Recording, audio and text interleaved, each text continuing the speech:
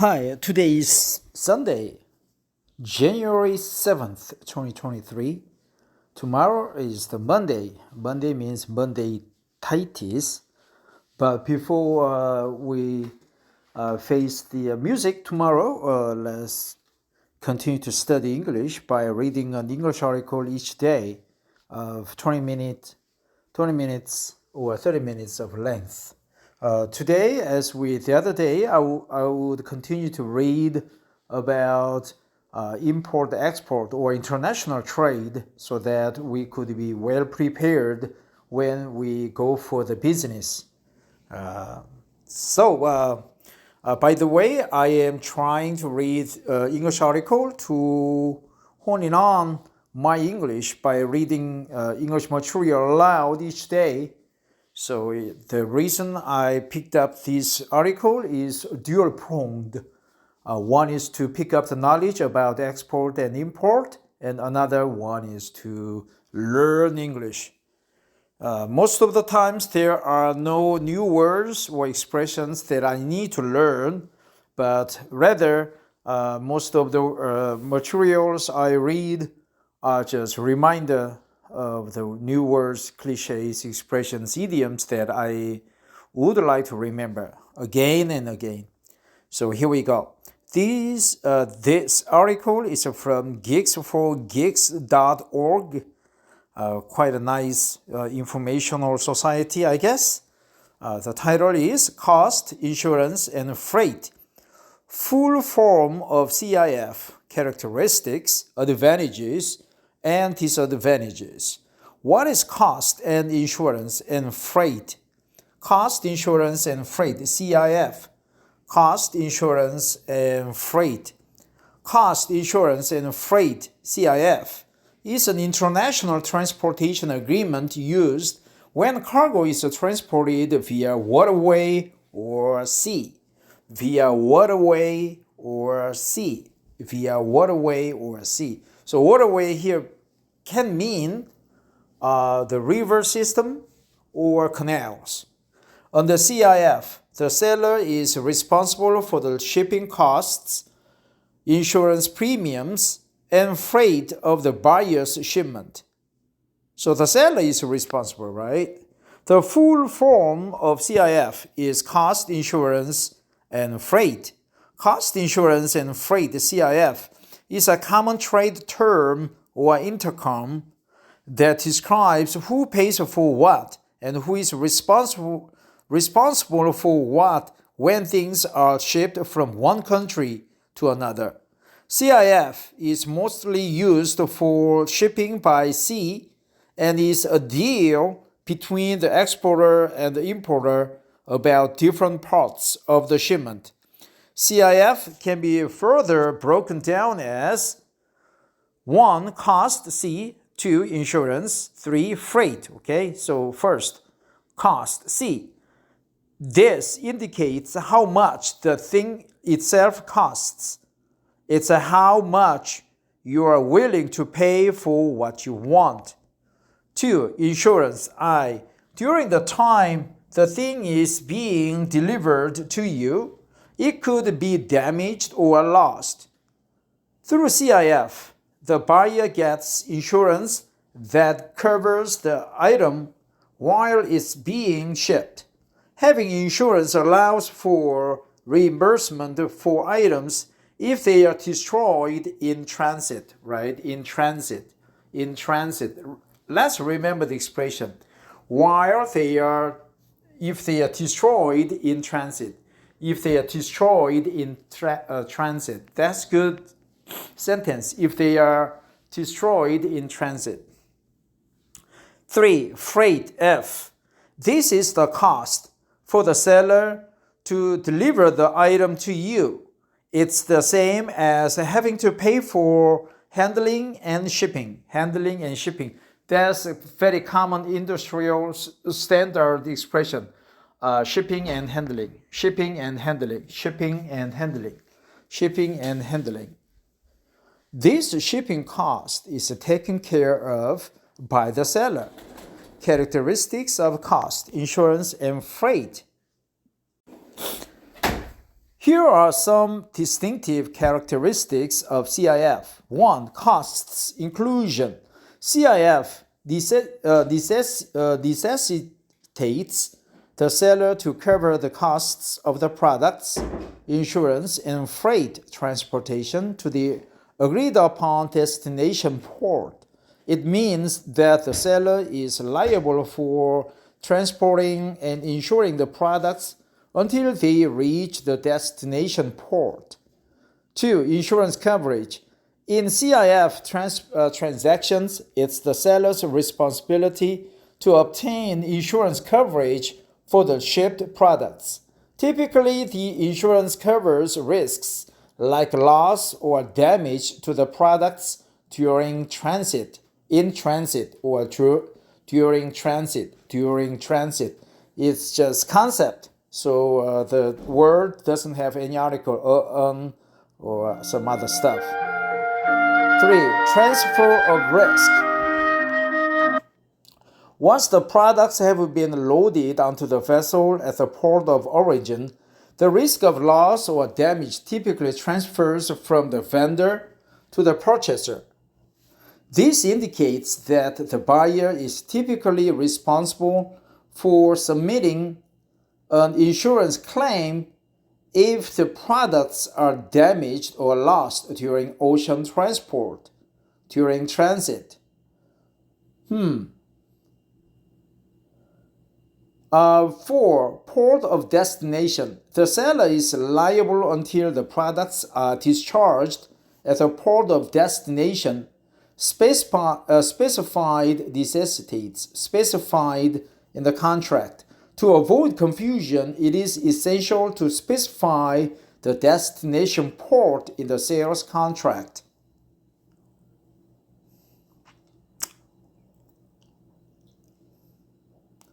5. Title transfer. When goods are loaded onto the vessel at the port of origin, ownership and title are typically transferred from the seller to the buyer. However, this may vary depending on the sales contract and local laws. Title transfer. 6. Seller's obligations. In CIF transactions, the seller is responsible for delivering the products to the port of destination, arranging and paying for ocean freight, providing insurance coverage, and managing export customs clearance. That's another good term. Export customs clearance. Export customs clearance. Export customs clearance. Export customs clearance. Export customs clearance. Managing export customs clearance. 7. Buyer's obligations. Once the products arrive at the destination port, the customer is responsible for import customs clearance, duties, and taxes. Import customs clearance, duties, and taxes. Import customs clearance. Here, customs is a plural form. Import customs clearance, duties, and taxes. 8. Documentation. CIF transactions require numerous kinds of documentation, such as commercial invoices, bills of lading, or other transport documents, insurance certificates or policies, and any other documents necessary for customs clearance and payment. 9. Risk allocation. CIF transfers the majority of the risk associated with the transportation, insurance, and customs clearance to the customer. The potential risks and costs associated with these responsibilities should be made known to buyers. 10. Suitability. CIF has become popular for goods transported by sea because it was intended especially for ocean freight. For ocean freight, transit, sea transport, transport via waterway or sea, ocean freight. It may not be suitable for other modes of transportation, including air or land. other modes of transportation, mode of transportation, or modes of transportation, or modes of transportation, modes of transportation. Example of cost, insurance, and freight, CIF.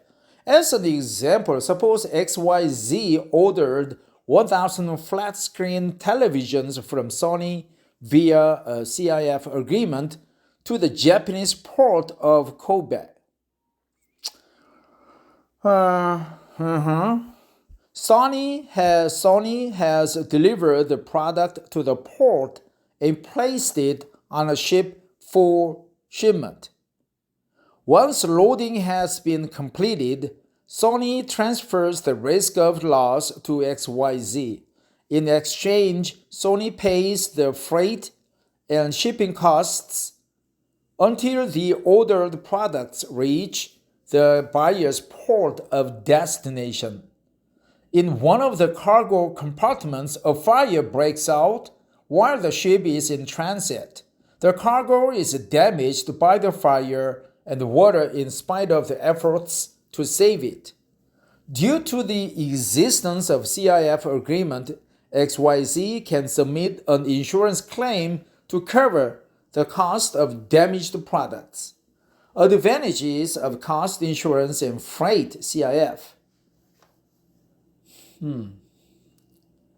CIF, cost insurance and freight, provides a number of benefits for both buyers and sellers in certain situations. 1. Convenience for buyers. Because the seller arranges and pays for shipping and insurance, CIF offers buyers a high level of convenience.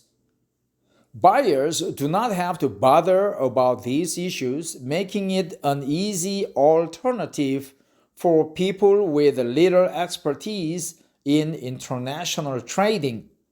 Yeah, that's what I am. I have no expertise in international trading. 2. Reduce the risk for buyers. Buyers have less risk because the seller is liable for any loss or damage until the items are placed aboard the vessel at the port of origin. This decreases buyer's risk throughout the earliest phases of shipment. 3. Insurance coverage. Under CIF, the seller is required to secure transit insurance for the goods. This protects the goods from hazards such as theft, damage, or loss during shipping, which is especially important for precious or fragile items. 4. Clear cost structure. CIF offers both parties a clear cost structure, a clear, very transparent, clear cost structure. Let's remember the expression, right? CIF offers both parties a clear cost structure. CIF offers both parties a clear cost structure. The seller is responsible for covering the costs of a product's insurance and freight to the specified destination port, making it easy for purchasers to estimate their overall expenditures. Estimate their overall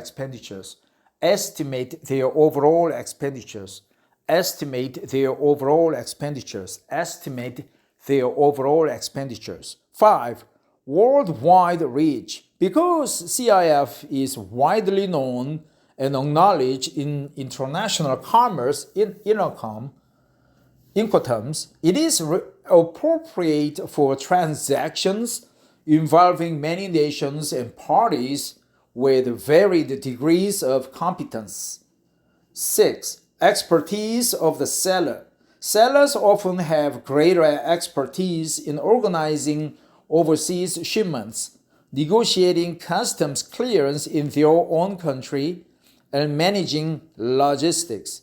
Buyers can benefit from this knowledge by saving time and effort, right? In their own country, right? Expertise. The sellers, for example, 打杂 That's Chinese name for jujube. They have a very extensive expertise in export, so they can arrange for insurance and transportation or logistics and customs clearance and so on. 7. Competitive advantage for sellers. Sellers may leverage CIF as a competitive advantage by offering all-inclusive pricing to attract consumers who want a hassle-free purchase experience. A hassle-free purchase experience.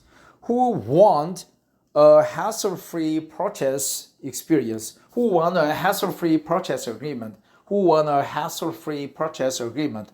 Who want a hassle-free purchase agreement? Who want a hassle-free experience? 8. Risk transfer. CIF specifies the point at which risk passes from the seller to the buyer, often when the items are placed aboard the vessel at the port of origin. Okay. Even though it is covered at the insurance, the seller is only responsible once the freight is on board, because the rest is covered by the insurance. This risk distribution might assist both parties in understanding their roles. This risk distribution, right? Risk distribution, that's another good term. Risk distribution, risk distribution, risk distribution, risk distribution. 9. Predictable arrival costs.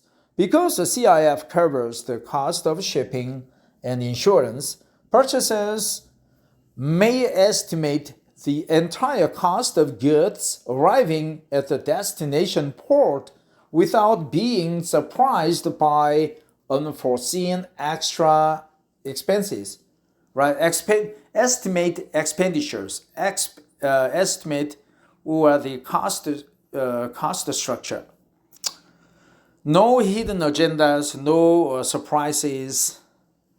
10. Access to global markets. CIF enables enterprises to enter international markets by enabling the shipping and delivery of goods to foreign ports, which may lead to higher sales and growth prospects.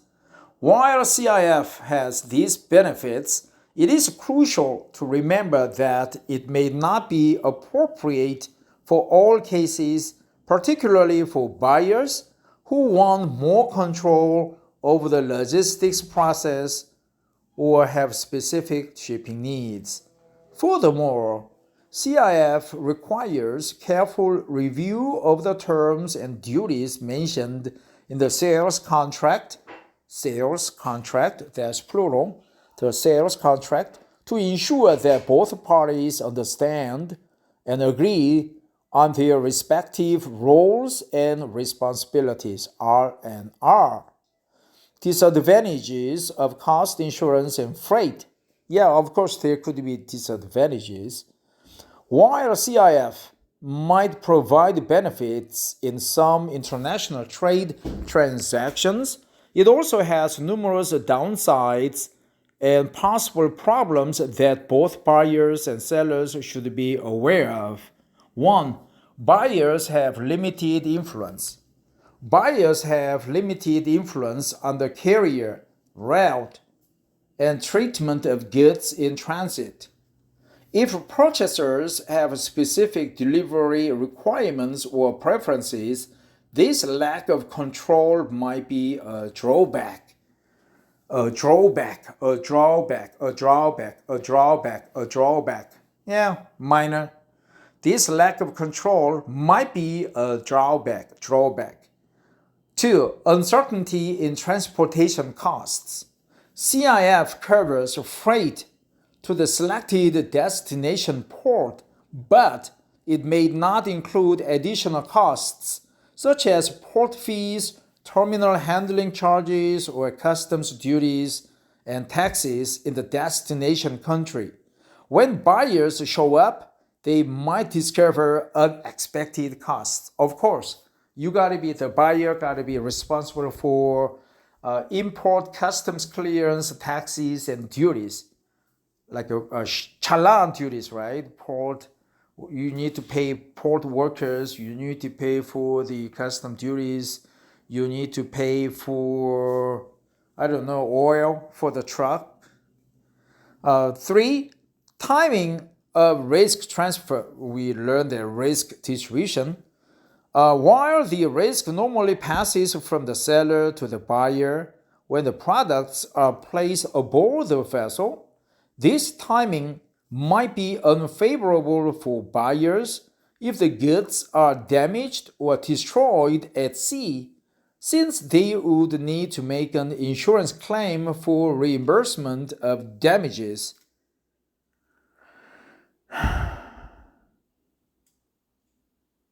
Right, yeah, the timing of risk factor.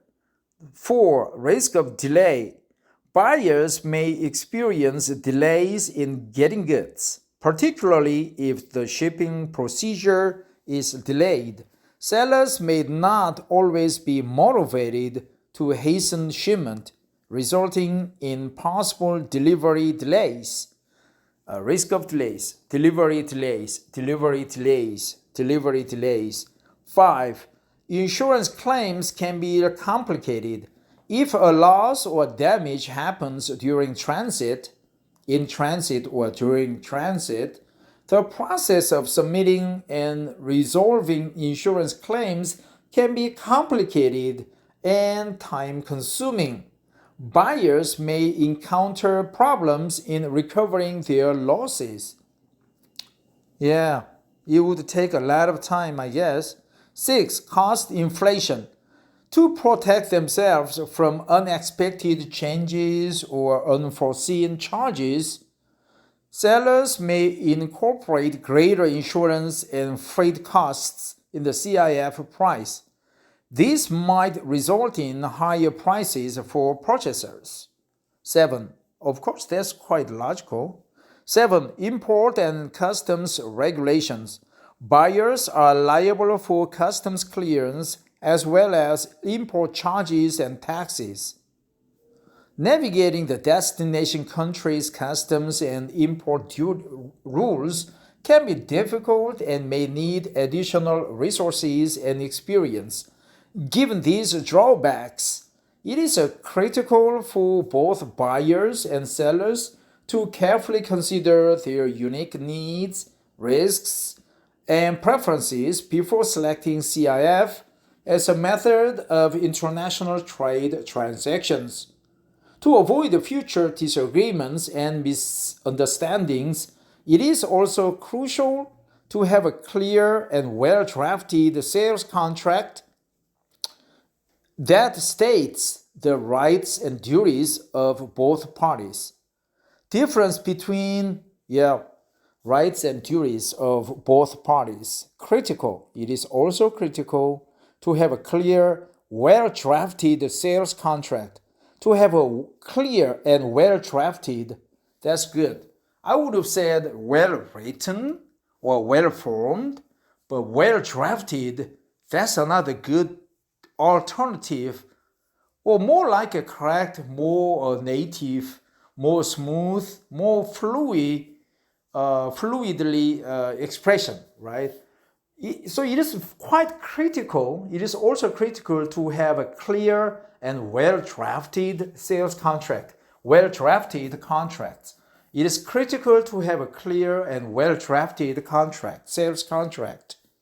Difference between cost insurance freight and free on board FOB, right? We use a lot of expressions FOB. Let me go horizontal here. Yeah. Where were we? Yeah, where were we, man? Come on, man. Select your graduation now. I'll just go horizontal here. Sorry. We're almost done, I guess, right? Yeah, here, basics. CIF, FOB, full form. The full form of CIF is cost insurance freight. FOB, the full of FOB is free on board responsibility. Thus, with CIF, the seller is liable for the products and any related costs, including insurance and transportation, until they are delivered to the destination port under a CIF agreement. When the products are placed aboard the vessel at the port of origin, the risk is transferred from the seller to the buyer. With FOB, the seller's liability under a FOB agreement ceases when the items are put aboard the vessel at the port of origin. The buyer then bears responsibility for the items, including the cost, risk, and insurance throughout the transportation to the product.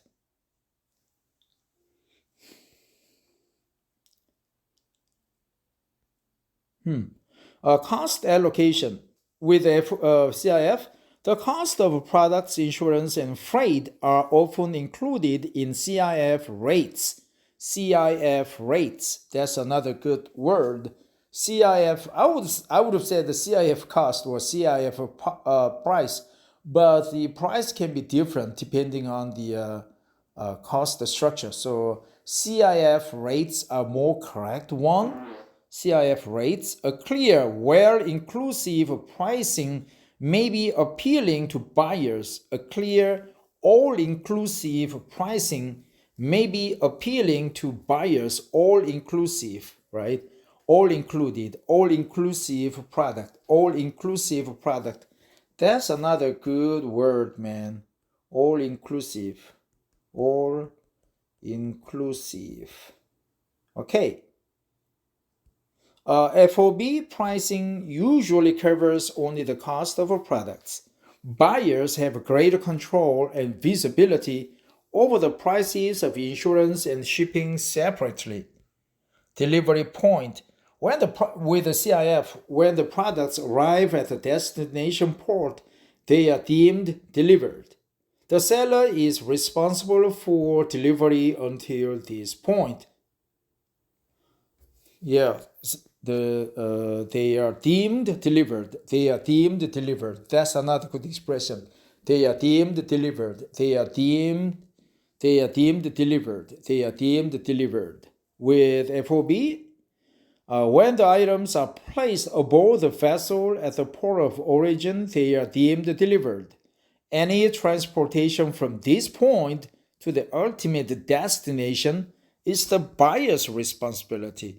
So when it comes to the illegal weapons delivery, probably FOB is more convenient. Hey, North Korea, Kim Jong-un, you hear me? So whenever you are into the business, you need to use FOB, right? Whether you are, so there was the difference between or comparison chart, difference between cost of insurance, freight, and free on board. Quite an easy, clear, to the point, straightforward expressions. Here's the advertisement from the geeks.com, geeks4geeks.org.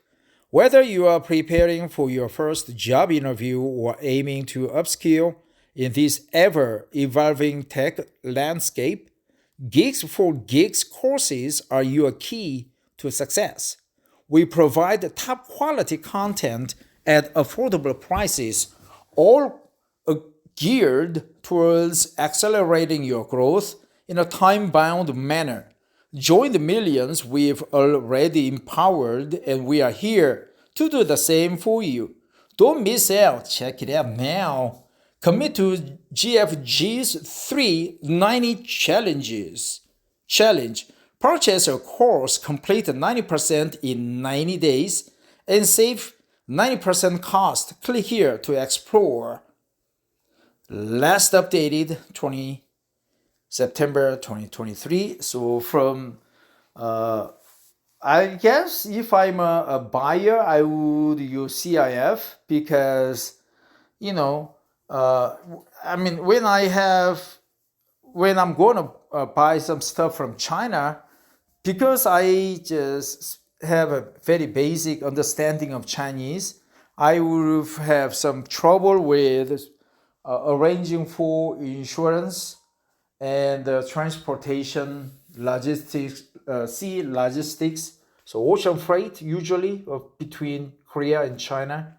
So I would use CIF. But when I gained some experience with the Chinese trade, or if I have like one or two experience with import export with American or North American partners, because I can speak good English, I could go for FOB, right? For example, Raytheon, Northman Grumman,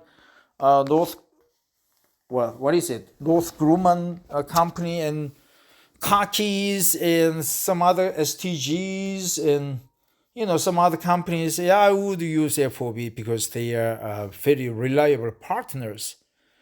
So this article was quite good. But before I go, I would like to go over the expressions that I stopped and tried to remember. The delivery is deemed delivered, cost structure, as expenditures, no surprises, waterway or sea, CIF, cost of freight and insurance. CIF, cost, insurance, freight. Seller, buyer, import, export, customs clearance, duties, taxes,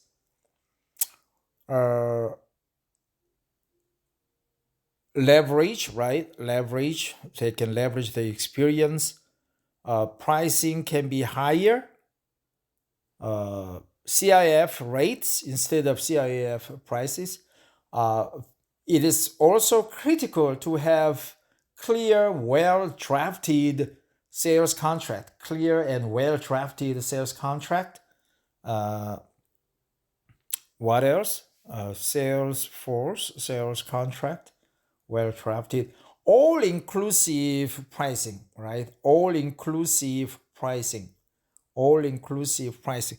But before I close, let's go over the article very briefly, right? Insurance premium, incoterms. Yeah, I will cover the incoterm soon. Incoterm, cost insurance, reimbursement, right? Freight, hassle-free. If you want a hassle-free contract, CIF is your answer. Hassle-free. Insurance coverage, transfer of risk distribution, port of destination, port of entrance, origin, title transfer, seller's obligations, buyer's obligations, documentation, bills of lading, right? Bills of lading, risk allocation, suitability, CIF, Sony, CIF, XYZ company, the common name that you use for generic company name. Reduced risk for buyers, clear cost structure, worldwide reach, competitive CIF, hassle-free purchase experience, global markets. Buyers have limited influence, right? Insurance claims can be complicated. Cost inflation, basis, responsibility, cost allocation, delivery point. That's just about it. Next time I'll cover Incoterm. See you in my next video.